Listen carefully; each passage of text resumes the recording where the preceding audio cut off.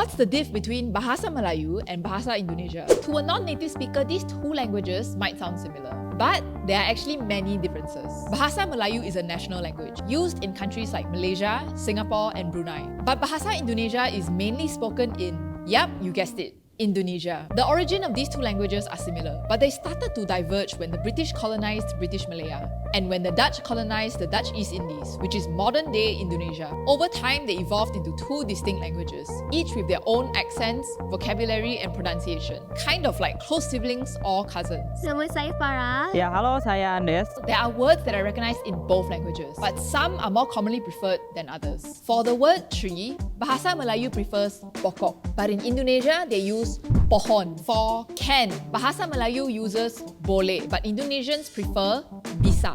For speak, Bahasa Melayu uses cakap, but Indonesians use bicara. There are also certain words that have completely different meanings, depending on which language you are communicating in. For example, in Bahasa Melayu, this word is slang for male genitalia.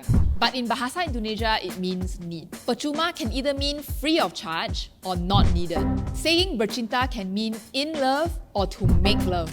Bahasa Melayu also uses English loanwords, but Bahasa Indonesia uses primarily Dutch loanwords. Even things like spelling and punctuation are not always the same. Simple words like kerana, kemarin, and kue are spelled differently. And Bahasa Melayu uses the decimal point, but Bahasa Indonesia uses the decimal comma.